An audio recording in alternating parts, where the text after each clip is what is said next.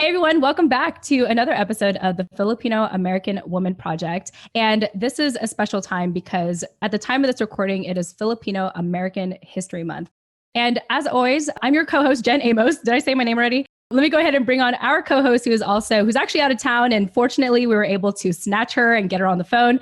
Nani Dominguez. Nani, welcome back. Hey everyone. Cool. So happy to have you.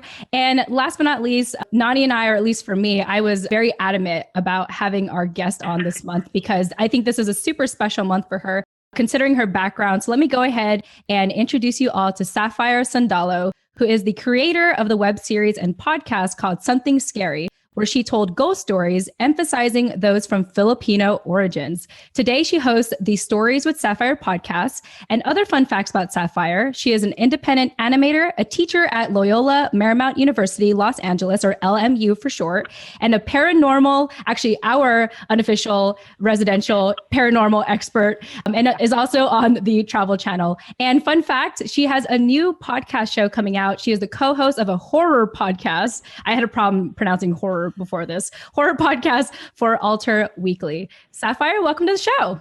Hello. Thank you so much for having me again. Yes, I'm so excited. I'm so happy that you said yes too, because I know that this is a very special month for you. Tell us a little bit about why you love October. Oh my goodness. So October obviously has Halloween, so it's very spooky, all about the spooky stuff. And it's also Filipino American History Month. Mm-hmm. So I have been hosting a series called Breaking the Tabo. There's a total of, I believe, 6 episodes that are going to be out. I think by the time this comes out, they'll all come out. They'll all be out. Mm-hmm. Wow. Can you tell I'm like still waking up? Yeah. So it's okay. Aren't we all? So the series, each episode deals with an issue that's important to the Filipino American community. So things like representation in Hollywood, Filipino American history, stories that we haven't heard in history class, and body shaming. I don't know if that one's come out yet, but probably at the time of this recording, it'll be out. And I feel like I would say, I know it's not out yet because I totally binge watched all the series, like the videos so far. Before we got started here, and I was almost like late to my other meeting because I was like, oh my gosh, like I really like I didn't even prepare my notes for like almost the other meeting. I had to like pull it up in my head, like pull it out as fast as I could for that next meeting. And I don't know if Nani, if you've seen it yet, but we'll get into it so you can get up to date with what we're talking about. But those videos are extremely crucial and pivotal and just needed, for this time. Nani, you said yes, so I just want to see, did you get a chance to watch those yet? No, I was going to say I hadn't, but I'm looking forward to you guys being able to catch me up here and whatever of our other listeners who haven't had a chance to see them either. Yeah, absolutely. And we'll definitely include that in the show notes. So I thought I'd take a minute to talk about it because, as I said, I was binge watching it. So it's like fresh in mind for me. And there's a couple things that stood out to me. But first of all, how did this opportunity come up for you, Sapphire? Yeah, so this is produced by One Down Media. It's just a group of Filipino people who their goal is to create content that deals with important issues to the Filipino American community and basically redefine what it means to be Filipino American. And I first heard about them last year, I believe. They released a video that went pretty viral. You might have seen it. It was a video about mental health in the Filipino American community, but it was told through dancing, like hip hop dance and contemporary dance. And I remember thinking, I want to work with these people one day. And I think I talked about this the last time I came here, but I'm very much like a manifester. Like I will make stuff happen. Everyone should be making a vision board. So I figured out how to contact them and I emailed them and I was just like, hey, I always want to connect with other Filipino Americans doing really cool stuff for our community. And so we met up. We just kind of talked and hung out and didn't really come up with something to collaborate on. But I then a couple months ago saw like a casting notice for a Filipino American web series and they were looking for a host. And I was like, oh, this sounds like something that, I could do. And it wasn't until after I was cast that I realized, oh, it's for them. So we ended up collaborating on something, which, and it's been great. Yeah, so that's really awesome and going back to, we had you back in episode 52 too here at the Filipino American Women Project back in March, pre-pandemic times. What was that? Yeah, like what was life like? Like, it's so bizarre. Like, we all are just cooped up in our houses right now and continue to do that. So going back to that episode, you talked a lot about putting together a vision board, and essentially every time you put a vision board together, your dreams came true. You were able to manifest a lot of those things. And so I just think, just as a recap for people that didn't listen to that last episode, just tell us a little briefly, like, why do you stress the importance of putting together a vision board? So I think when vision boards became mainstream was when that book, The Secret, came out. And I think when a lot of people hear the term, or they think about, or what they know of it, they think, oh, you're just going to put together a bunch of photos and then magically your life's going to change. Like, okay. But really, it's so much deeper than that. It's an exercise in truly figuring out what it is that you want. Because honestly, things don't come to you if you don't know what you want to come to you. And when you're truly focused, then it just makes it a lot easier. So really what a vision board is, it's an activity for you to really think about, okay, what do I want my life to look like? And you're making like a mood board for your life. And so you put photos that inspire you, photos that remind you of your goals. That way, every time you look at it, it's reminding you of that feeling and reminding you, okay, what is important? And that way you weed out the things that are not serving you. You're like Marie Kondoing your life. So. Oh, I love that. I really like that. Even to this day, I should probably tell myself to put a vision board together. I have something different. I have a Trello board, but it's not really a vision board. It's more like, like keeping the main projects in mind.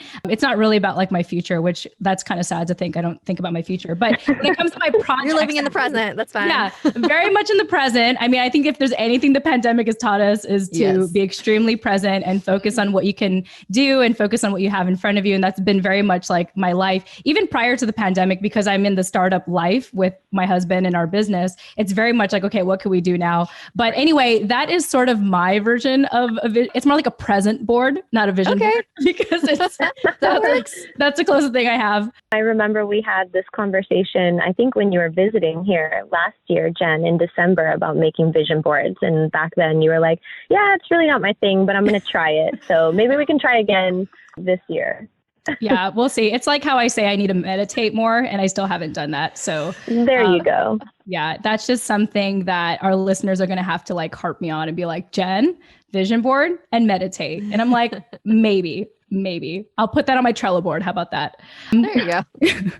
But no, that's awesome. Well, Sapphire, again, so I just want to go back to talking about Breaking the Tabo, because I really think that in this time, people should watch it, especially our fellow Filipino Americans. So a couple things that stood out to me so far with the episodes that came out is the one episode you have about Hollywood representation and how there isn't enough Filipino, like actual authentic Filipino representation. So a couple of shows that you guys gave a shout out to that I love is, first of all, Crazy Ex-Girlfriend with Vincent Rodriguez III.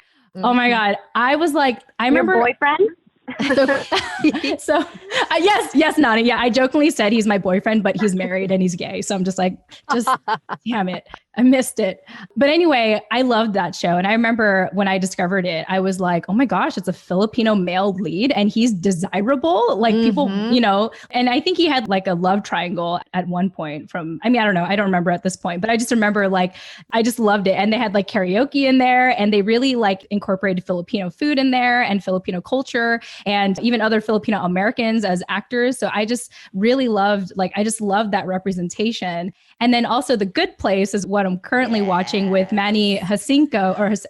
I'm obsessed with him. Yeah. That show like really gets you thinking about your mortality quite often and like your morals and like, okay, am I going to end up in the good place or the bad place? But the biggest thing that stood out to me about that video, Sapphire, is when you said that people of color aren't interchangeable. And that's a lot what Hollywood does, is it just like mix and mingles like all the Asians and just batches them all together. And so that to me was like, yeah, that's so true. Like a lot of Filipinos that are in Hollywood don't play Filipino roles. So, and I think, I don't know if you felt this way too, but when I was younger, finding out that certain actors were Filipino was it felt like a win. It was like, oh, that's so cool. But like, it didn't, I guess I felt, because I also did not grow up in a community where there were a lot of Filipinos, so it was very rare. I remember thinking, oh, it makes sense that they're not playing a Filipino person because people don't know what Filipino people are. Like, even as a kid, I knew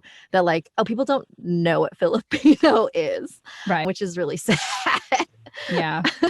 But also, speaking of sort of this mixing of Asians, I don't know if either of you have seen the recent trailer for the new Disney movie Raya and the Last Dragon, or at least have heard of it. I saw a snippet of it, but if you want to, for the listeners who haven't heard about it. Right. So, I mean, I've got a lot of feelings about Disney. I'll be real. It's so... I feel like Sapphire years ago probably would have been like, yeah, Raya and the Last Dragon, we've gotten our Asian princess, hell yeah.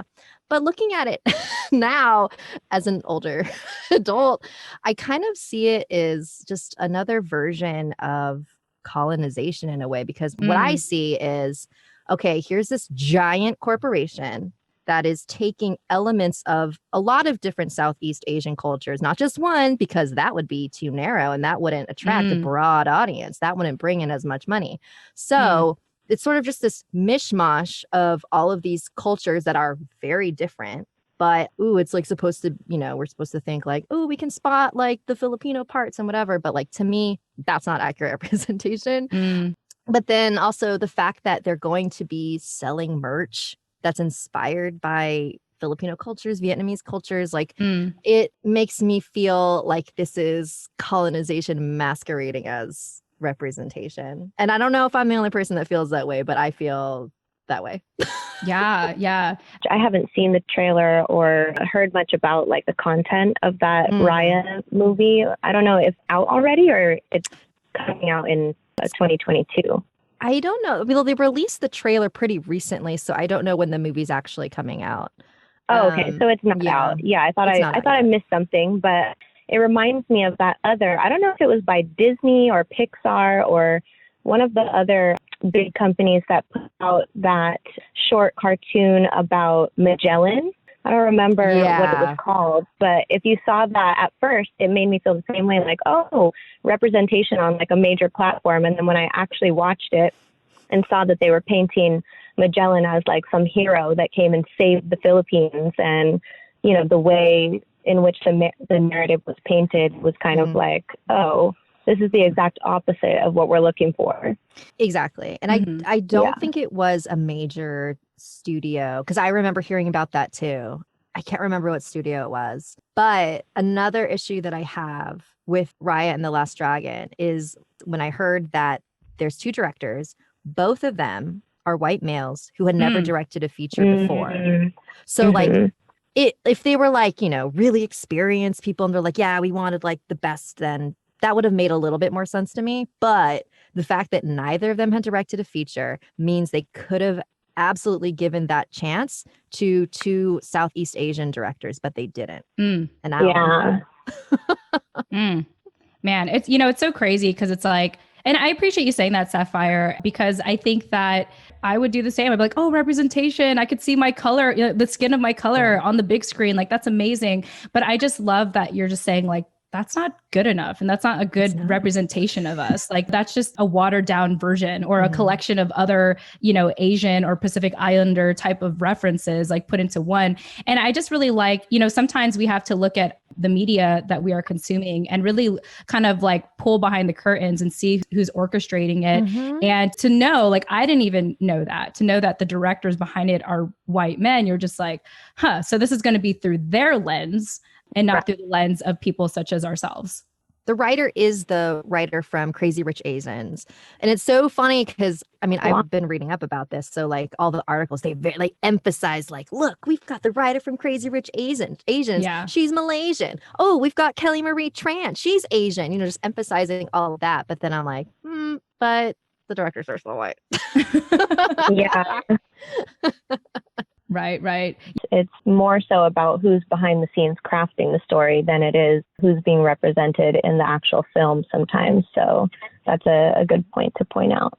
Yeah, for sure. It's definitely worth a discussion. And just, I hope we encourage our listeners to, think twice and to really challenge the media that you're consuming and know who's behind the scenes. And so I think this is a good conversation, or a good starting conversation for people to do that and to be encouraged to look behind the scenes, really.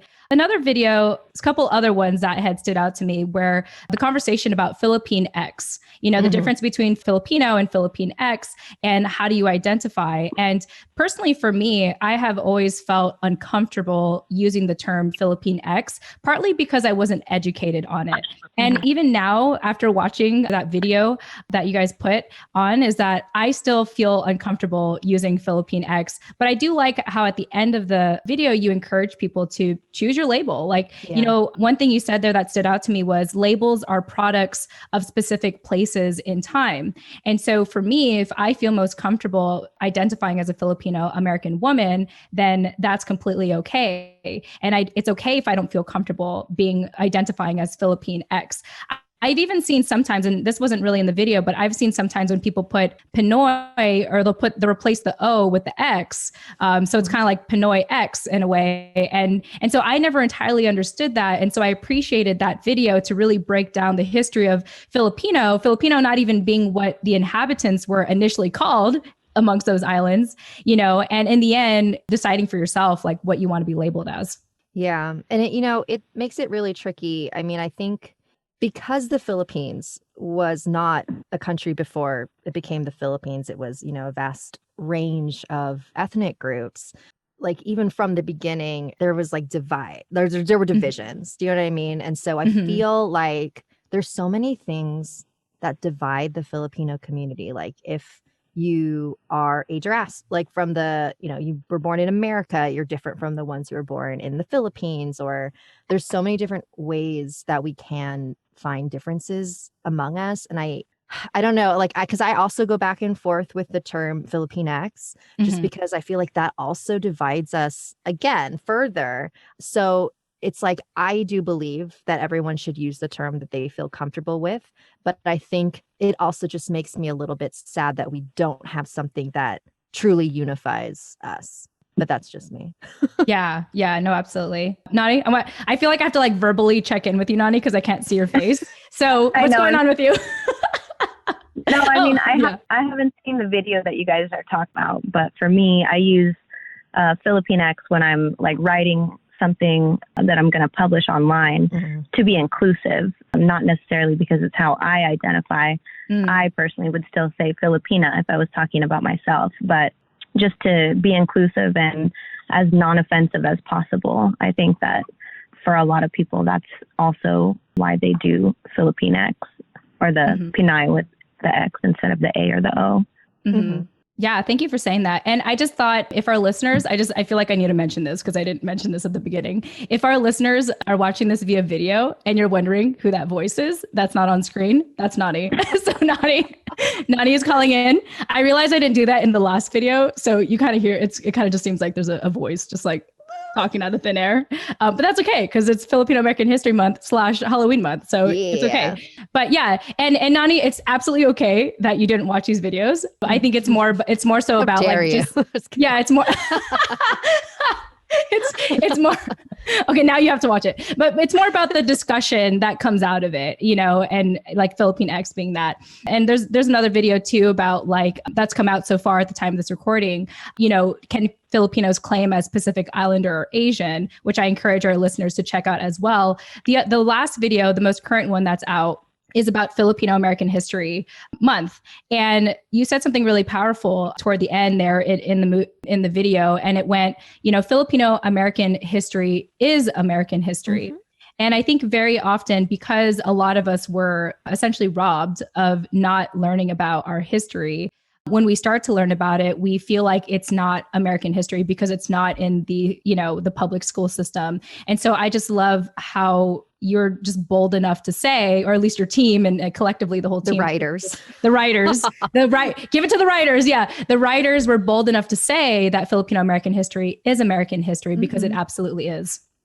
Totally. And yeah. And even the fact that we have that like distinction, it's like Filipino American history versus American history. It's like right now, obviously we do have to make that distinction, but like it should just be part of American history. It should be under that same umbrella. And, you know, I mean, I'll be honest, a lot of the things that were in that video were things I just learned about as I was reading the scripts. Right, for sure. No, I can only imagine when you're reading it, you're like, oh, that's it. Because I mean, even for me, part of why Nani and I do the show is because we want to create a space for people who essentially know more than us to share, you know, to share like what they know. And so I can only imagine, like, obviously I'm not looking at this video and thinking, oh my God, Sapphire is amazing. She knows everything. She did everything. I'm not thinking that. I know that you guys, One Down and Kumu, collectively made this happen. And it's just so wonderful that before, you know, I'm here interviewing you, that I was able to watch those videos, you know, and you happen to be the host of these video series. Yeah. Or just like, I mean, these are things that I never learned in school. So like the fact that like I'm also learning this as we're making it, I'm just like, holy crap. Like it just added another reminder of how much we all don't know about anything. Yeah, absolutely. It's a part of American history that's been cut out, like a lot of it. And so we're all kind of learning and teaching as we go, or teaching as we learn. And I think that's also a part of what makes this kind of new community that we've been building so special, is that there's not, you know, everyone's a teacher and a learner at the same time. Yeah. Yeah, beautifully said. Well, again, I just wanted to touch upon that because I think it's so needed and it's crucial, I think, for this time. And I highly encourage people to check out Breaking the Tabo Series with Sapphire in collaboration with One Down and Kumu. So glad I got that out of the way. Let's go ahead and shift gears and talk about why we brought you on the show, Sapphire, for this special month. Because as we know, I have dubbed you the unofficial residential paranormal expert here on our show. I have yet to run into another Panay to be as obsessed about this as you. So really? I'm serious. Wild. Nani, have you run into anyone? Not at all. No, you are one of a kind. Yeah. That's so weird to me. Just because I feel like everyone in my family is like obsessed with this stuff. So I love it.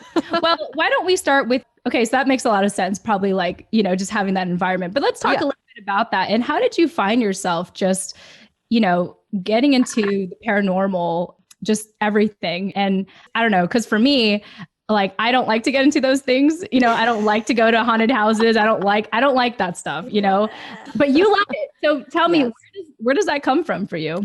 So I will apologize if I repeat anything that I've mentioned the last time I was on here. I truly don't remember what I brought up. That's okay. This will encourage people if they want to take a deeper dive with you to go back to episode 52. But go ahead and repeat yourself. We'll find out. We'll watch a replay. We'll listen to that one later. Like, oh, I said that. But anyway. Okay. Cool. So when I was younger, I actually was a huge scaredy cat when I was a kid. I still kind of am.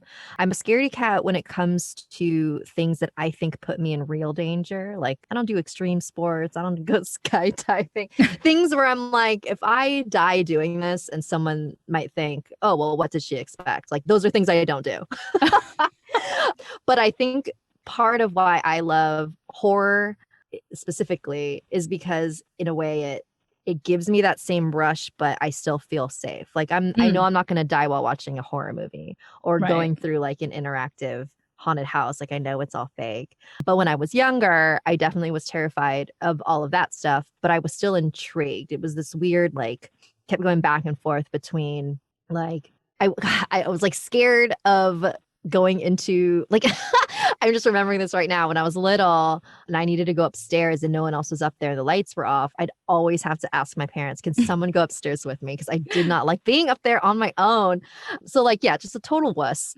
But I also loved hearing ghost stories. Like I loved getting that little chill. And I think all kids really love it because it makes you feel a way that nothing else does, because it's that safe feeling of fear. But what really like solidified my obsession with ghost stories and the paranormal were the stories that my grandpa used to tell us, because he had, according to him, he had run-ins with all types of things. So like witches, fairies, giants, aswang. And I have a little, this is a little manananggal. Oh my God. Oh my gosh. That's the only one I know. Where it's like she like detaches herself from her body. Yeah, this is my absolute favorite thing. So I know if you're listening to this, you can't see, but it's a little like plush doll of a manananggal. And so basically it's, I love her so much. She's my favorite creature. So it's basically she looks like a woman during the day. And then at night, she separates her upper body from her legs. So her legs, she just leaves on the ground. And then she grows these giant bat wings, and then she flies around. She looks for pregnant women specifically. And so if she finds a pregnant woman, she'll shoot her long, skinny tongue into her belly button, like scoop out the fetus. And then fly back to her legs. I didn't know that much. So if you want an abortion, I'm not saying that I support abortion. I'm not saying anything political right now, but if you are looking for that route, then look into that. Yep. Wow. And I think, I don't know this for sure, but I think the general consensus is that particular story grew out of, or that particular piece of folklore was the explanation for miscarriages. So like if a woman woke up and the baby was no longer alive, then it's like, oh, I was visited by one of these in the night. I think that, and also like, I don't know if you've seen these photos of those giant, I forget what they're called. I think they're called sky foxes. I'm not entirely sure, but they're literally bats that are like 4 or 5 feet tall. Oh my God. Huge. And I'm wondering if, people saw those flying back in the day, and it kind of looks like that might be like half a person. And so maybe that's also part of where this came from too. Wow. Very fascinating. I think it's really interesting how like Filipino folklore is so dark and twisted.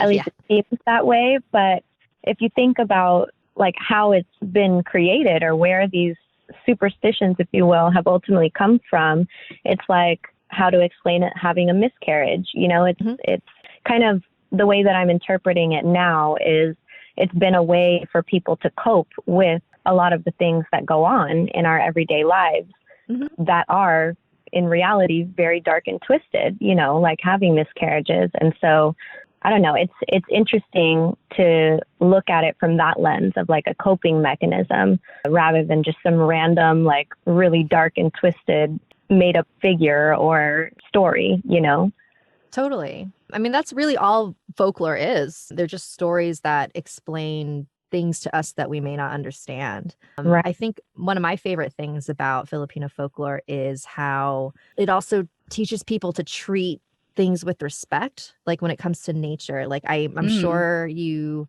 or maybe you don't, maybe you've heard of that superstition where if you're walking through like a wooded area or like forest or something, you're supposed to say tabi tabi po, like as you walk. Have you ever heard of that? No, that's a first for me.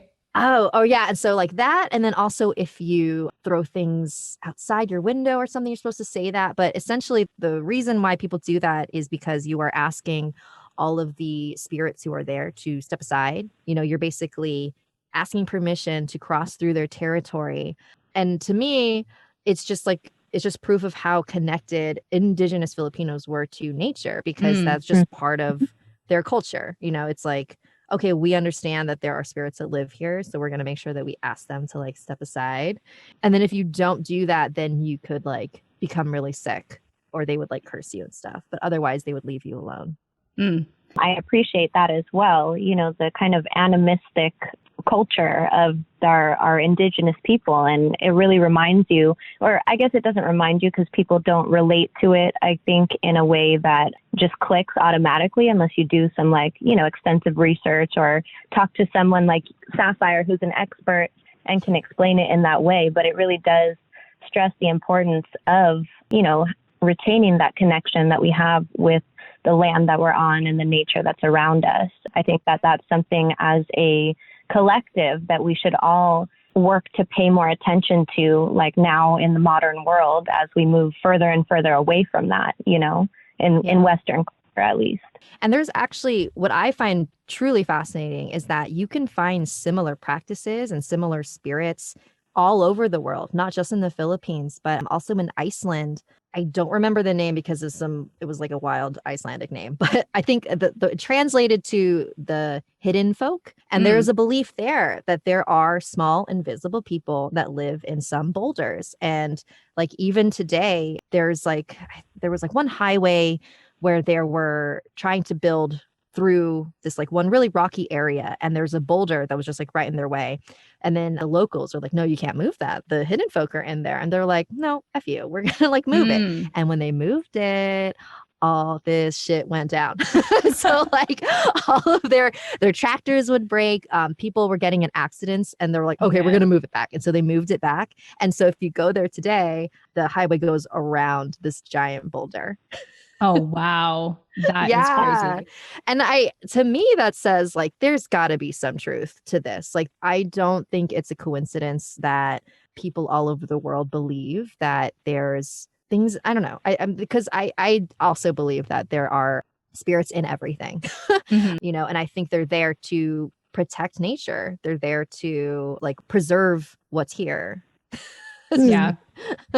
No, for sure. Sapphire, I appreciate you really just elaborating more on Filipino folklore. I never really looked into it because one, you know, I'm a scaredy cat in that way. And secondly, I liked your perspective of like, oh, I can get scared in a safe, like in a safe space. The way that I would explain it to people of like why I don't want to get scared, like on purpose, is because it's like unnecessary drama for me. You know, it's like, I don't want to watch The Ring and think that someone's going to crawl out of the TV. Like, I don't want to, like, I don't even have a TV. Like, that's how bad it is for me. Like, we literally don't have a TV at home. We watch everything from our laptop and our phone and like whatever. That's just, and because we're just like cheap. We just don't want to get a TV.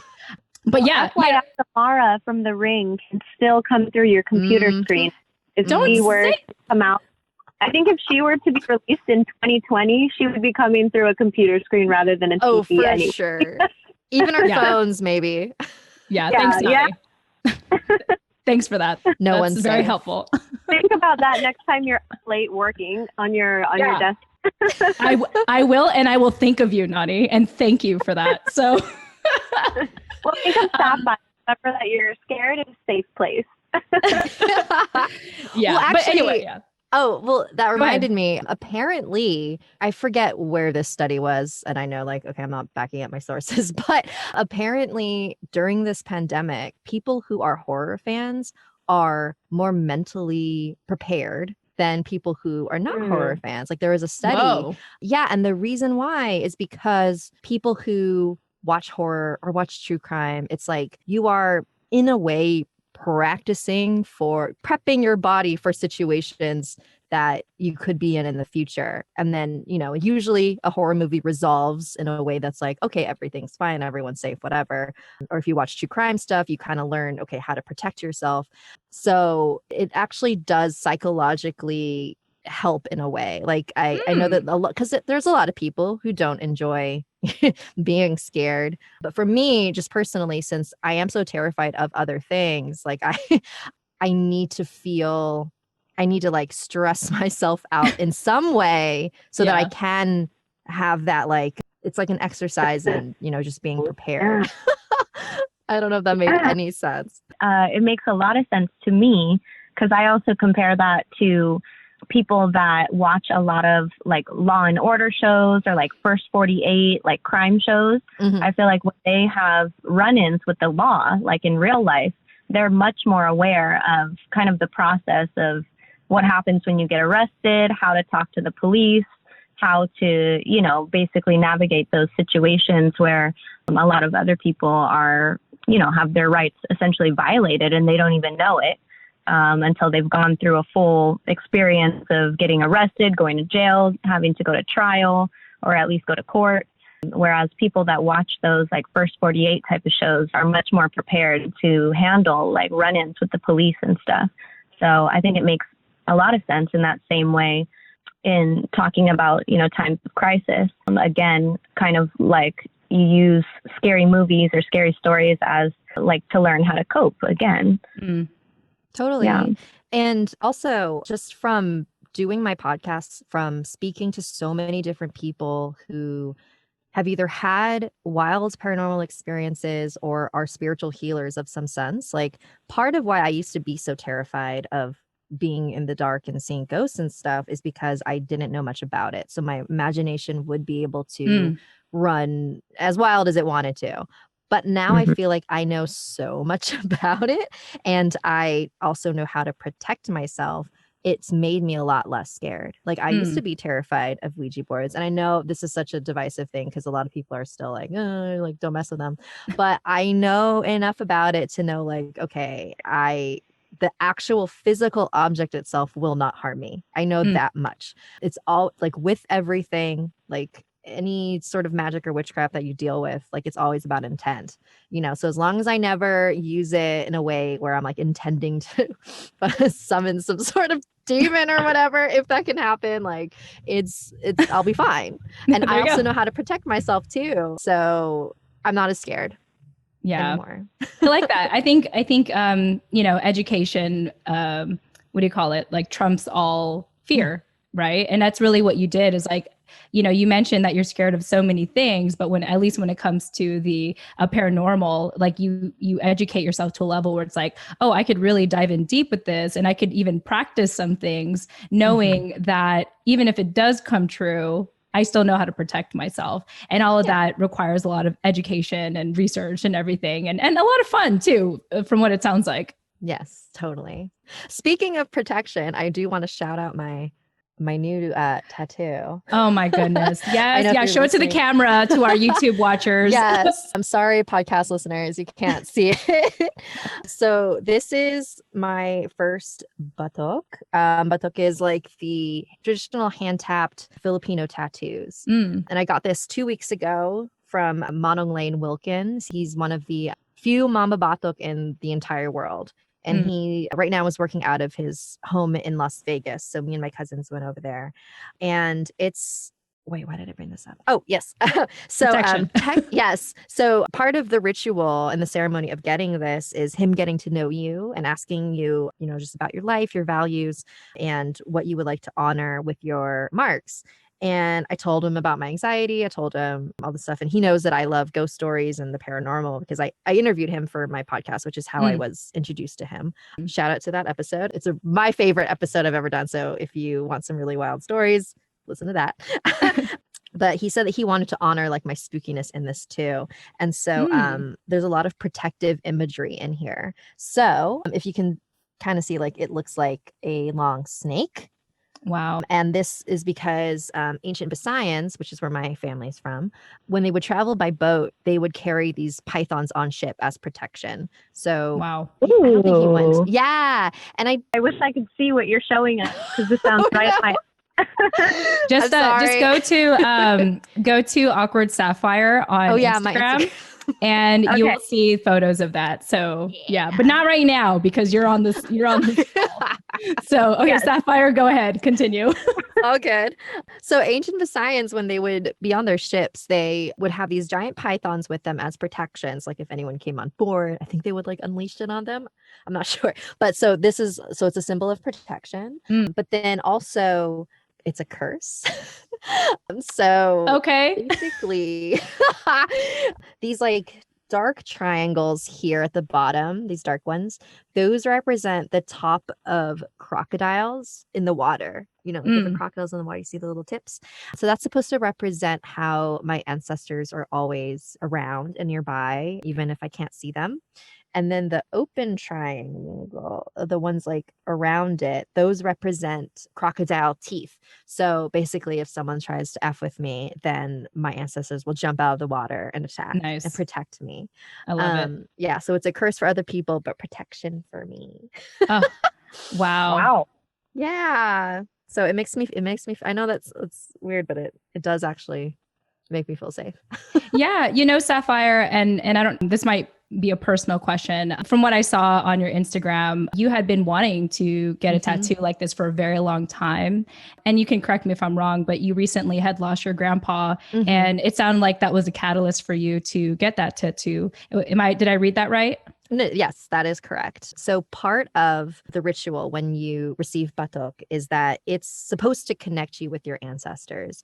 So the idea of this practice is that you are going through a ceremony that your ancestors before you had gone through, and you're also wearing similar marks to what they've went through. Or sorry, you're also wearing similar marks to what they wore. So it's also a visual connection to them as well. And so knowing all of that, and then after my grandfather passed, I sort of felt this like stronger pull to be like, oh, I think I want to receive this sooner because I want to be more connected to my grandpa because he is now, my most recent ancestor. So, yeah. Yeah. Well, thank you for sharing that. And we're absolutely sorry for your loss. I know early on in the conversation, it sounded like he was the one that told you a lot of these stories of Filipino folklore and even his own personal experience. Yeah. He is the reason why I am doing everything that I do today, because he was definitely a very gifted person. He had so many stories, so many experiences. Like I share a lot of them, but there's even more that like it's too personal to share. But just like knowing them in my heart, I'm just like, wow, like my grandpa was truly a special person. And I don't know, it's really cool. Yeah, no, thank you absolutely for sharing that and answering my question. Nani, want to check in with you as I always do. Yeah. No, again, so sorry for your loss. That's really rough. I also lost my grandpa in the last couple of years ago, so still fairly new, and he would be my also most recent ancestor as well. And what inspiration for a tattoo. I love the whole explanation. I still haven't seen it yet because I don't want to mess up my Wi-Fi right now, but I'm already thinking like I want to get one of my own. Yes, you should. And honestly, I feel like now is such a good time. The ritual, like what a cool story for a tattoo. Yeah. Nani, we got to go to Vegas. Yes. Want to come to Vegas with me? Do it. Oh my God. Do it. Yes, please. Oh my God. Okay, cool. All right. Okay, it's on air. So it's been said. We're gonna it's a date. I'm scared to get. I've never gotten a tattoo, but if I am gonna get a tattoo, like that sounds like a great idea. Like a great way to do it. Well, I've got too many tattoos now. I've got so many that I need to start covering some of them up. So this is a cup opportunity as well. Awesome. Sapphire, thank you so much for sharing that. And I've just, I'm so glad to have you back on the show again. And I feel like you need to be like a reoccurring person on our show. I'm happy to be here again. Yeah. Okay, cool. We'll be in touch. But until then, as we mentioned that this is a very special month, the Filipino American History Month, as well as it's Halloween. And I know this is very special for you in that sense, as we mentioned at the very beginning. So you have a show called Stories with Sapphire. And what I love about what you do, I mean, first of all, you're just a rock star, and I'm just again honored to have you on our show and just be in your presence. What I most love, I love how people laugh when I just like fangirl them, like just take it in. No, I was kidding. But what I love about what you do with your platform, Sapphire, is that you don't shy away from your Filipino origins and your Filipino culture and ethnicity. I absolutely love that. And, it's very common, I think, in our community to feel like we have to be colonized. We feel like we need to fit in and we need to whiten ourselves. And I just absolutely love that you embrace that and do that on your show.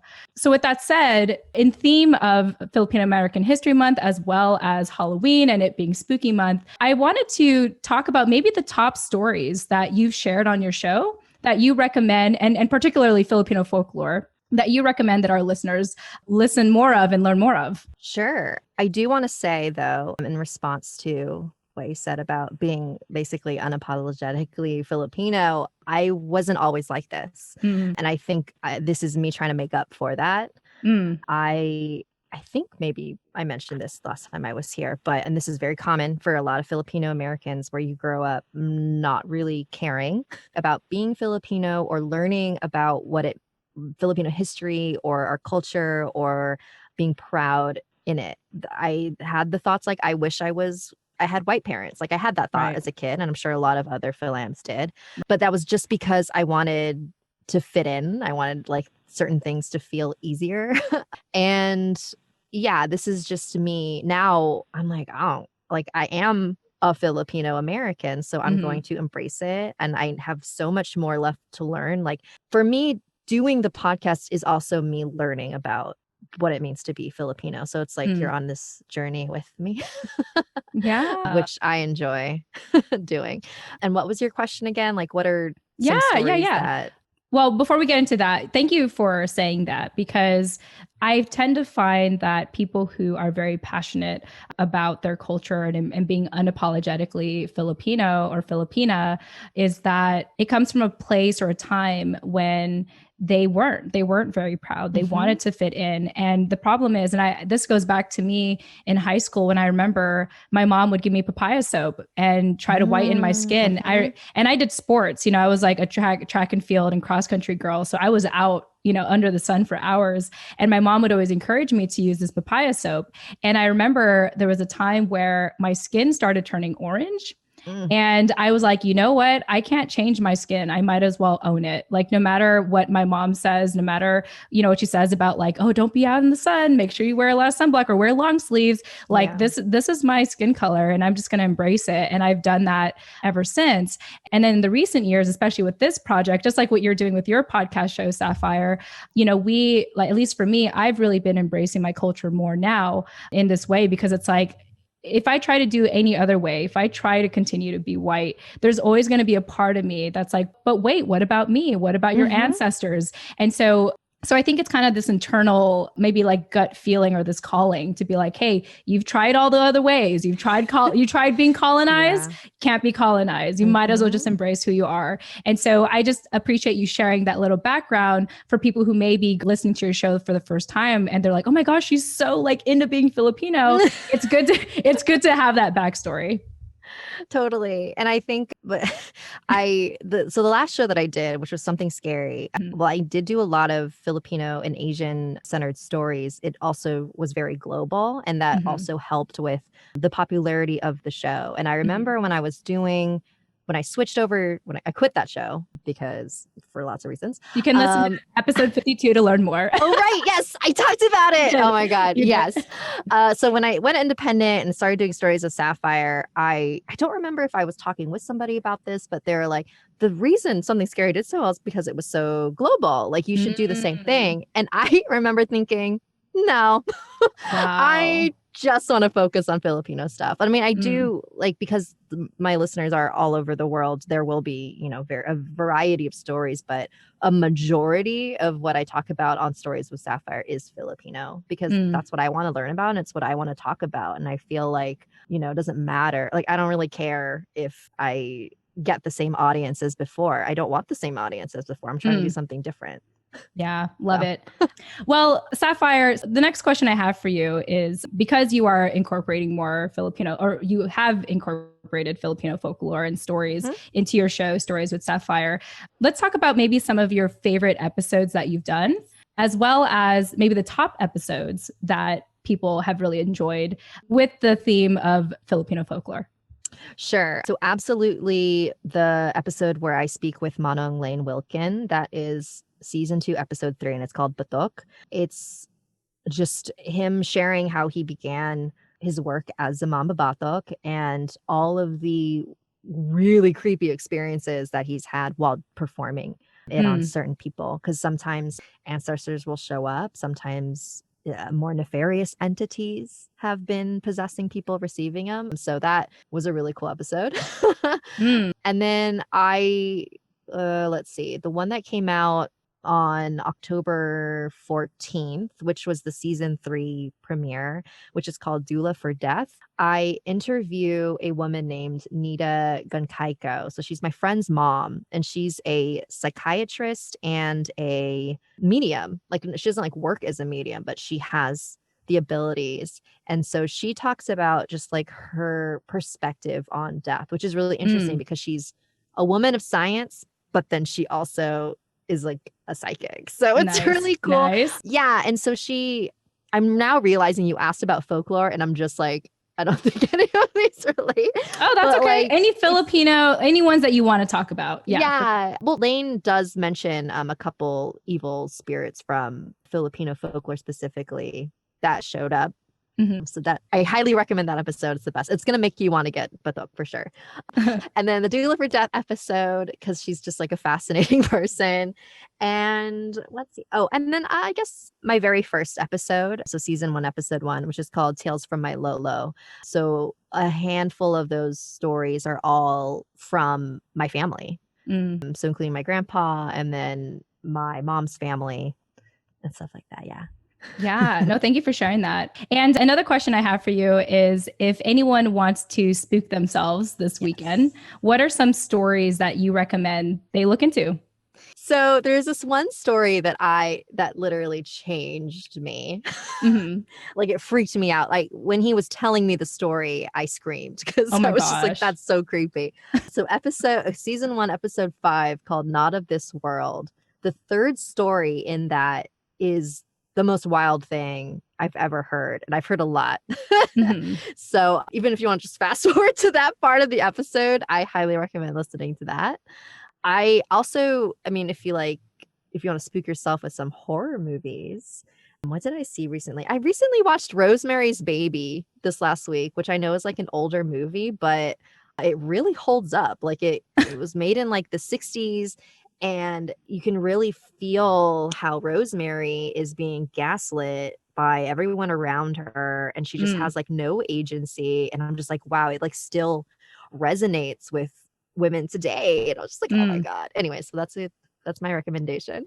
Yeah, no, thank you so much for that. I just feel like as the unofficial residential paranormal expert here on our show, it's good to give those references and encourage people to look more into it. I think that, for a lot of us, when we think about history, we think more about like the facts and figures and the wars or whatever happened, immigrants like coming over and everything, but we don't think about the ghost stories. We don't, at least for me, like I don't go that route or I've never really been exposed to that route. My family was never really big on that. And so, for anyone that is looking to learn more about their culture, this is one way to do it. If you're into spooky stuff, like this is one way to do it. Totally. Yeah. In all of our families, I think we've all to an extent been exposed to a lot of superstition because that is, really popular in Filipino culture. And so if you can look at it again in the sense of like, learning these stories as coping mechanisms for things that happen, in day-to-day real life, then maybe it doesn't have to be so scary. Yeah.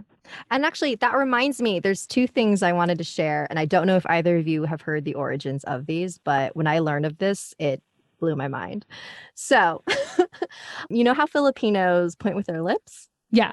The reason why is because, it's considered rude to point with your fingers. But the reason why it's rude to point with your fingers is because you might be pointing at the spirits that you cannot see and they'll get upset. So you point with your mouth so that you don't have to use your hand. Whoa. Oh, fun. And then also, so you know how Filipinos are always offering everybody food all the time? There's an old belief that if you look into the eyes of somebody who is hungry, that can create a curse on you and it'll make you sick. So people are always offering food so that nobody's hungry, so no one gets cursed. Oh, wow. So we beautiful. See? Isn't that great? So now I have to feed everyone or I will get cursed. Good to know. Yes. I think that's a good lesson to take away. Yeah, I guess so. Sapphire, we've really enjoyed you on our show once again. Thank you so much for joining us. Oh, thank you so much for having me. It's always a pleasure being here. Yeah. And before we go, is there anything else that you want to share, in theme of Filipino American History Month or the fact that it's Spooky Month? No, I think I said all the things. Squeeze it all out of you. We got it all. We got it all, Nani. We did it. Awesome. Well, again, Sapphire, thank you so much for joining us. And why don't you tell our listeners, if they want to learn more about you, how can they find you online? Yes, you can find me on, I have a website, sapphiresandalo.com. That's where you can find like everything I do. But if you want to just learn more about my podcast specifically, you can go to storieswithsapphire.com. And I also do a live stream every Wednesday called Ouija Wednesday, where I interview somebody like a friend and we just talk about spooky stuff. So if you're free on Wednesday nights, that's perfect. Fun. That's awesome. And Nani, thank you so much for joining us. Any closing thoughts from you? Well, happy Halloween, since it will be when this comes out, and that is the spirit of this interview. So happy Halloween, everybody. Oh yeah, I forgot to say that. Happy Halloween, everyone. And I just want to say, Sapphire, thank you for ending our series for Filipino American History Month. I just knew that you were the perfect person to wrap up this month with. And it's so funny because like Nani and I really thought this month of that, like, oh, we should bring on special guests. And I'm just so glad that I was able to snatch you because I know that this is a very busy time. So thank you again for making time for us. Of course. Yeah. So once again, to our listeners, thank you for being a part of just our education this entire month, talking to incredible people in theme of Filipino American History Month. And yeah, with that said, if any of you want to get a hold of us, remember that we have a phone number. You can either leave us a voice message or a text message, not a like, don't expect us to pick up because we're millennials and we don't do that. Our phone number is 415-484-8329. Again, that's 415-484-8329. And you can learn everything that you need to know about us on our website with all the show notes, all the ways to contact Sapphire as well as Nani and myself at tfawproject.com. That's tfaproject.com. And with that said, thank you all so much for joining us. Happy Filipino American History Month. Happy Halloween. And we'll chat with you in the next episode. Tune in next time. Yay. Peace out. Bye.